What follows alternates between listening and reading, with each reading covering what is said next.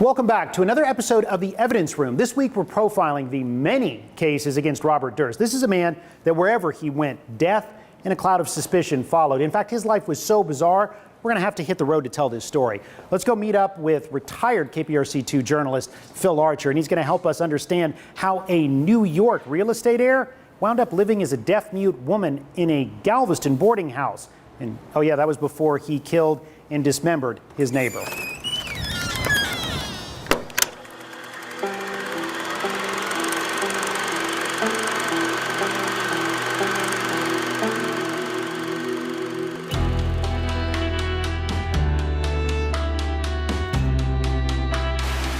This man has an 8 to 10 year history of killing women all across the country.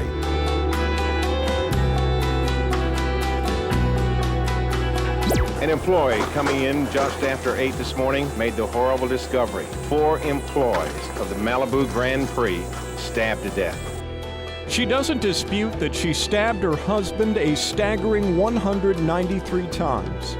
Harris's 16-year-old daughter witnessed her stepmother run the wheels of her Mercedes over her dad several times.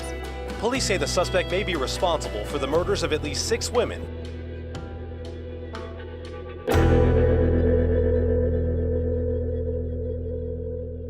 So we're going to head to Galveston, but we're going to make a pit stop first because I think... As he did. So you know where we're going. Well, that's the thing. He was always doing things that shocked or surprised people. One of the things that I remember is he lived in that high-rise right there. And people around here kind of remembered him, but they remembered him more because he would walk around with a backpack full of cash. Just pay for things in cash. I mean, his behavior was just odd as it gets. The detour before Galveston was to go by this CVS. Do you remember what he did here?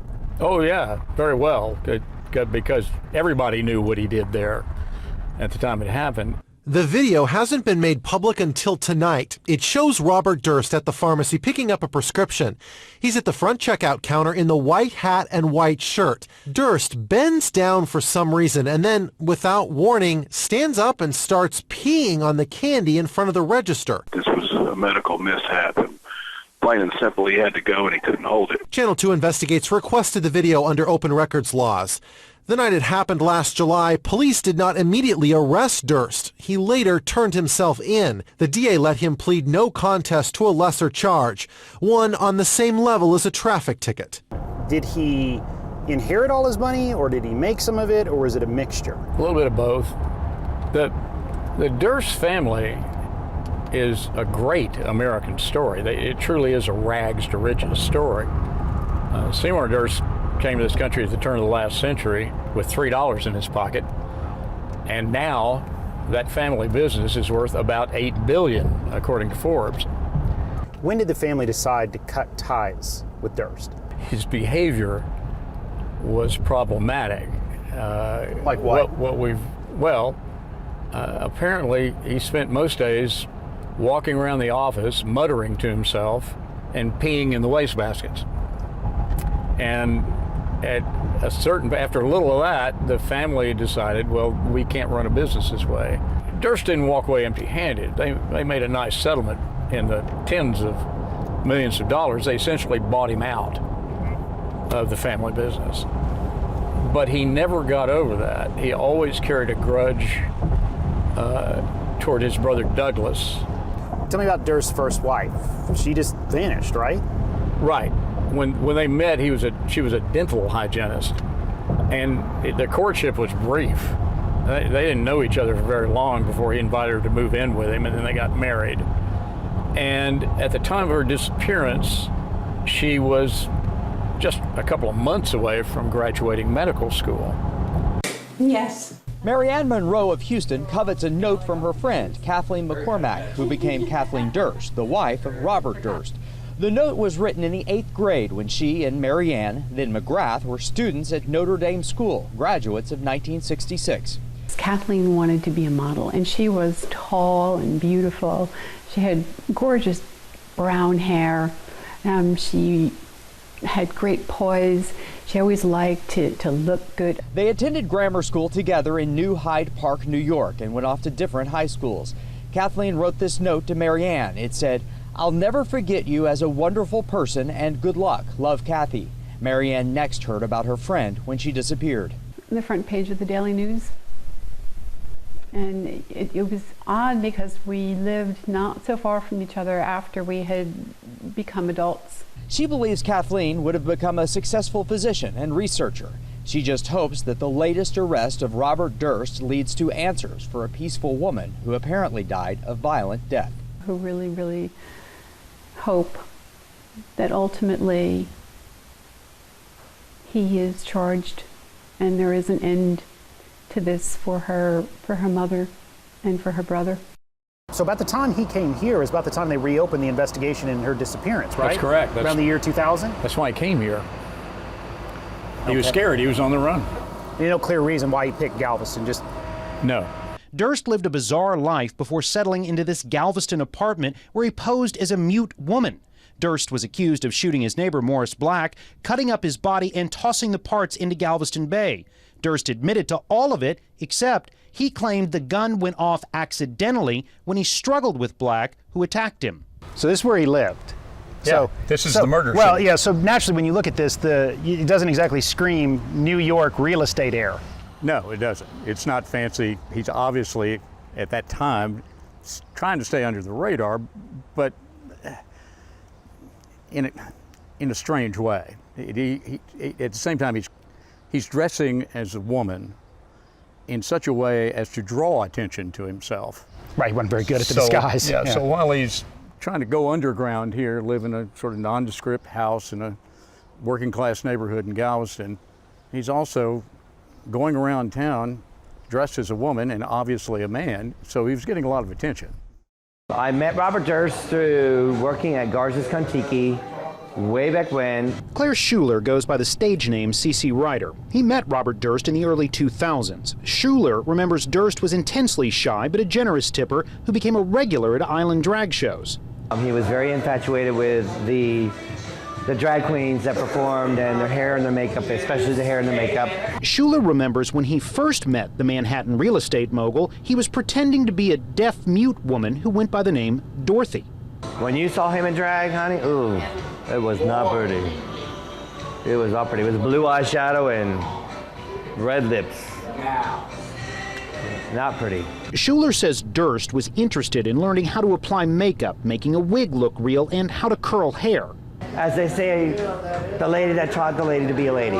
Schuler says during those learning moments, Durst never let anyone touch him, take pictures, or talked about his personal life. Months later, Durst's name was splashed across the headlines. He had been arrested for killing and dismembering his neighbor, Morris Black, at this Galveston boarding house.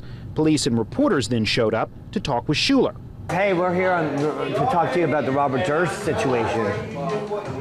And I was just like, who's Robert Durst? Schuler says he thought Durst was just an older divorcee coming to grips with his sexuality. Looking back, he says, there were some red flags, but... Not a flag as a, hey, I'm here to kill you and chop your head off, and there you go, see you later, thanks, bye. For some reason, Durst decided that not only he had to kill him, but dissect him and put his body parts in bags and throw them into the bay. So he shot him, right? Yeah. And then he chopped him up? Then he chopped him up, and he claimed that he shot him in self-defense, and then further that he chopped him up and put him in bags and threw him in the bay because he was freaked out, upset. He was anxious. He was in 3 plastic bags, as I remember, and it washed up on shore. 13-year-old boy who was fishing saw it and went over and investigated and then called police when he figured out what he had there. They never found the head? Never found the head. And, when you think about it, he decided instead of trying to carry the body away, that he would dismember him, and he did it in that apartment. And he did it with a knife, 2 saws, and an axe. Now, that's an incredibly bloody, awful operation.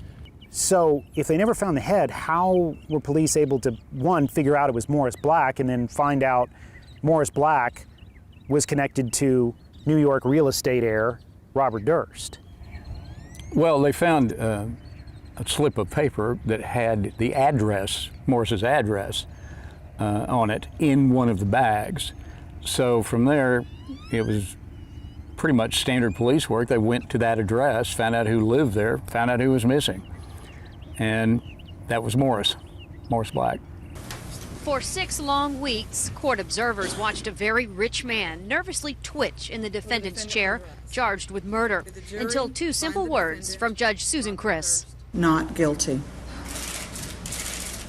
The twitch was gone, replaced by deep sighs of relief. He'd beaten a murder rap, and there would be no lesser charges. I think it's horrible. I can't believe he got off. Anger from some Galvestonians who resent Robert Durst for escaping New York because of the pressures of his family's fortune and the probing media concerns about his first wife's mysterious disappearance. Robert Durst rented a $300 a month apartment in Galveston. He found a buddy, his neighbor, Morris Black, and Durst said they drank often and he was high on marijuana every day. I think the Galveston prosecutors did a lousy job. I think they didn't prepare, they didn't try hard enough, and at some point in the process, they gave up. I think they thought, because of the heinous nature of the crime, that it was just going to be what they call a lay down in criminal justice trials. I think they thought because he cut a body up, they were just going to walk in there and shock a jury and get a verdict of guilty. But they were going up against Dick DeGuerin and Mike Ramsey and Chip Lewis. And they should have prepared. No matter how strong you think your case is, you should come into the courtroom prepared, and they did not. He probably was stalking her at one point after he was released. You remember, he's not supposed to be in Galveston, all right? That's part of his parole. Right. One day he shows up, the judge runs into him at the mall. Now, that's quite a coincidence that the trial judge that heard your case, you just happened to run into him at the mall. It's come a long way. When Dick and I first met him, he had been 40 years under the influence of one drug or another. Durst's top criminal defense team found a way to get past the horrifying details of a stoned and drunk Robert Durst that September morning in this Avenue K fourplex. The worst part about this case was what Bob did after Morris Black was dead. He dismembered and discarded the body, and he fled, not once but twice. Ultimately, jurors felt that prosecutors did not rule out the possibility that the gun went off accidentally as the two struggled for control. It wasn't proven, so you have reasonable doubt. And that moment was immortalized. I mean, right. There was a photographer in the courtroom. Yeah. And the look on Durst's face said it all. Yeah. Yeah, no, I agree with you. I don't think he expected that. I mean, it was a phenomenal verdict. Everybody reported that I was absolutely shocked. I would have been shocked if they'd come back and said guilty. I can't say that I expected them to come back and say not guilty, because a hung jury was what I expected. But I remember turning to Dick and saying, did they say not? And then turning to Chip and saying, did they say not? Chris Lovell and his fellow jurors explained an unpopular verdict. I changed my mind a dozen times. Lovell was a juror in the Robert Durst case. Durst was accused of shooting and killing his neighbor, Morris Black, then throwing his dismembered body into Galveston Bay. Durst said the shooting was accidental. Prosecutors said that Durst wanted to steal Black's identity. Despite what some thought would be a guilty verdict, the jury said no. It's tough. I've lost friends over it.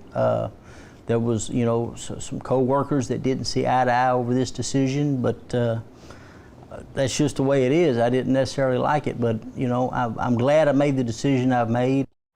He also was spotted hanging around the house he shared with Morris Black. It's like he's going on a nostalgia tour. But the problem was it was a violation of his parole. He wasn't supposed to be in Galveston at all. Last Friday, this woman says she saw Durst walking outside the house he used to live in. He just stopped and hesitated a few seconds and kept walking. It's where Durst admitted to killing and then dismembering the body of his neighbor Morris Black. Durst was acquitted of murder charges claiming self-defense, but in another trial was put on supervised release for jumping bail. Under supervision, Durst was not to leave his Midtown apartment without permission from his parole officer. So when he allegedly made his way back to Galveston, he violated his parole. Why is he there? What does he want? What is he doing? What is he looking for, you know? This former neighbor called the Galveston Police Department, but the responding officer never found Durst. That information was turned over to the parole office, and they are conducting a follow-up investigation. That investigation ended this afternoon. Durst was arrested for violating his parole. He was surprised, but he was cooperative. He had just mentioned that he had a meeting, and so we notified his attorneys, and we transported him to the Harris County Jail. But the question remains, what was Durst doing back in Galveston? One of his attorneys has this idea. I feel pretty comfortable that Bob's trip to Galveston had everything to do with looking for a place to live and nothing to do with anything nefarious. But his former neighbor has her own hunch. I've read that a lot of the people return to the scene of the crime, so I don't know. Now, he also got arrested in New Orleans, right? Yeah. And what was that for? Well, that was, of course, after the Jinx had aired. And all of a sudden, he's the top topic of conversation again across the nation. And it is believed that he was planning to make his way to Cuba because Cuba has no extradition treaty with the United States. How old were you when your mother died? The eccentric millionaire talks publicly for the first time in The Jinx, the life and deaths of Robert Durst. No, he is innocent. He's managed to get away with 3 murders. Cleared of murdering a Galveston neighbor in 2003, Durst is suspected in 2 other deaths, though he's never been charged, and his former attorney insists he's not guilty of anything. I don't think he has anything to hide.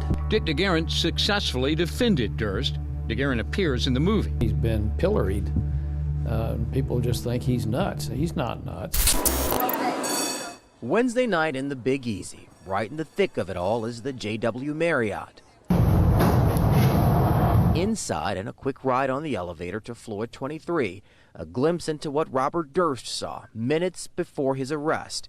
This was his hotel room, 2303. According to this search warrant, Durst had all he needed to prepare for a new life on the run. Police found more than $42,000 in his hotel room and $100 bills kept in small envelopes.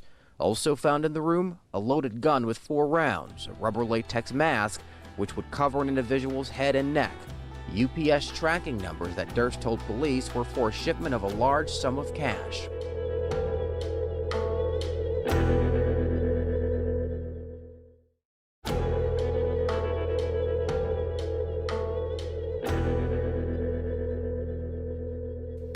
He's the man with the quirky personality. He's strange. And huge fortune, whose relatives and friends seem to unexpectedly disappear. His first wife vanished, his best friend shot to death, and his Galveston neighbor dismembered. It seemed like he liked this cat and mouse. Yes. He liked to get caught for little things and then kind of play cat and mouse with these much larger crimes. Yeah, there's a huge narcissistic streak there. I think you get the impression that Durst was a guy who thought he was probably smarter than everybody else. When was Susan Berman murdered? While Durst was living in Galveston. So he was convicted of her murder, so we have to assume that he flew to LA, where she lived, to commit that killing, and then came back here. Put his wig back on and went back to living the life of a fugitive. Why did it take so long to go from when Susan Berman was murdered to the trial? Well, they didn't have much of a case, it was my understanding, and the Jinx kind of blew that up. That's the HBO documentary. Right. Now, it was kind of a national sensation. He appeared to have made a confession of guilt in that newscast, or in that telecast. So that would have put pressure, first of all, on the DA in LA to wrap that up, to investigate thoroughly and come to a conclusion, find a murderer.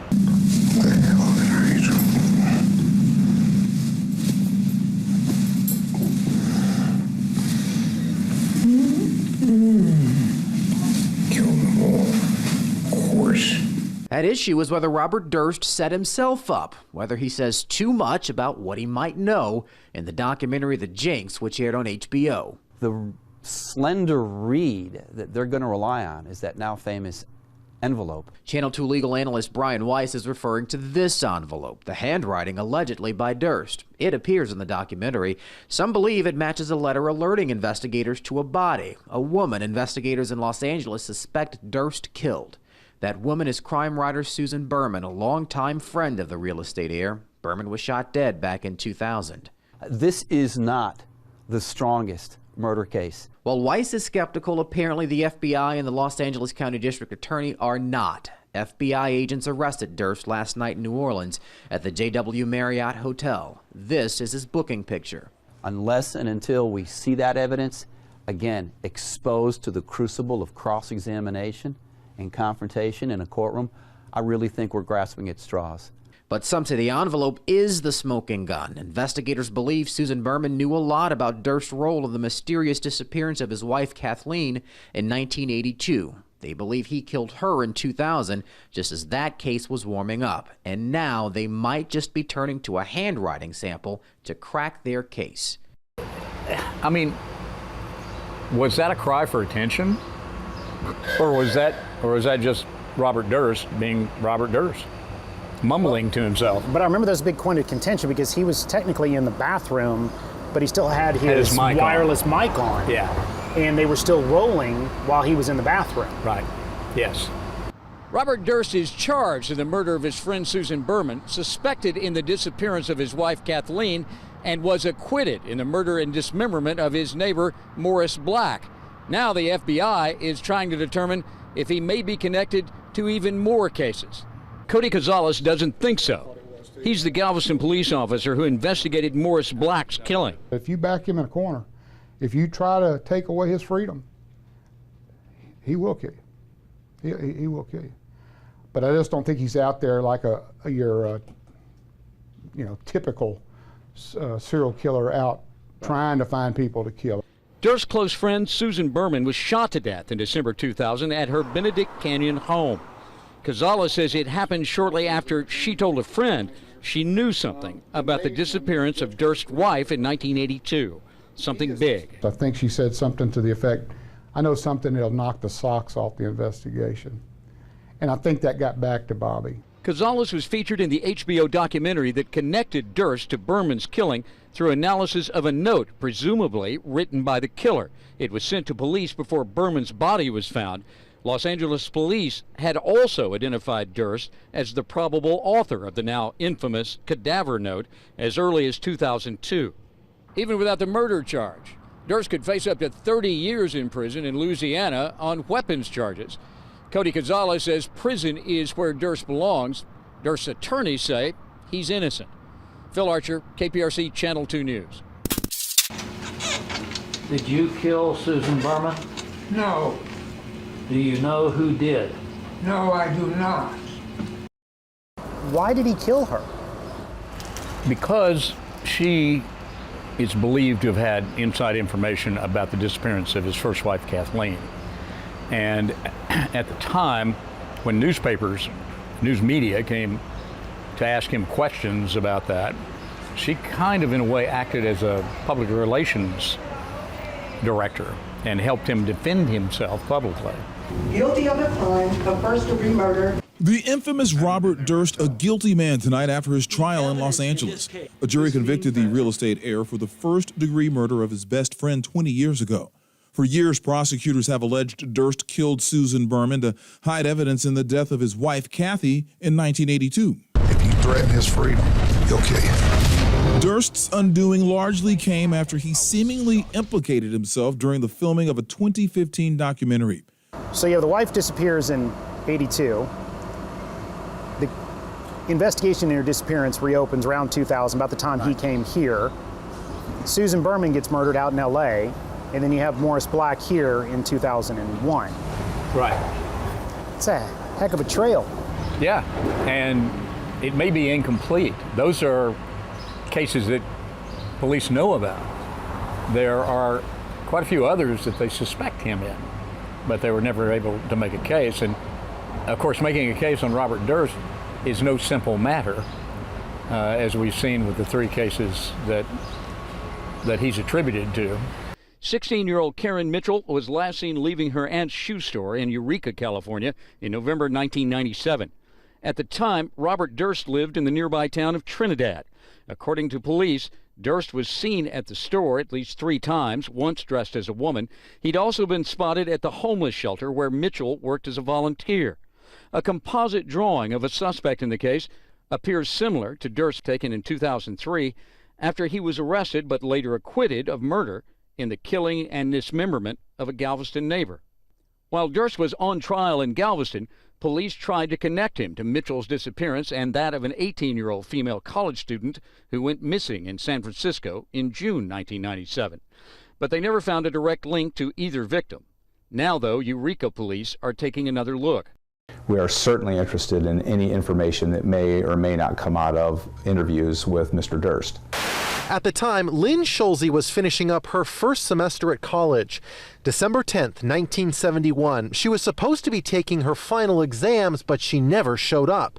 Instead, police say she talked about boarding a bus to New York and even came to the bus station that was in the same building as Durst's store. Well, she missed the bus, left, and then came back. She was last seen standing across the street. Police told us late this afternoon that it was a tip in 2012 which led them to investigate Robert Durst. I don't like to use the term suspect per se. This is a person that's very interesting to us. We have had names of other people that have popped up that may have been suspicious, but we can't provide any tie of those people into the case. People that might have known her, a former boyfriend, that sort of thing, and we've ruled a lot of those people out. Durst's wealth afforded him some of the best defense attorneys in the country, but last year his run from accusations finally ended. Durst was convicted of killing Susan Berman in 2000 in Los Angeles. Prosecutors say he killed Berman because she was going to expose the false alibi she provided to him when his wife, Kathy Durst, disappeared in 1982. After being sentenced to life in prison, Durst was then indicted for his wife's murder. He died this morning. We didn't think he would survive the trial. He had been in poor health for quite some time, Houston attorney Dick DeGuerin told us. His death will bring peace to his family because they were afraid of him and his reach. I think we basically made it very clear that we're going to go after everybody.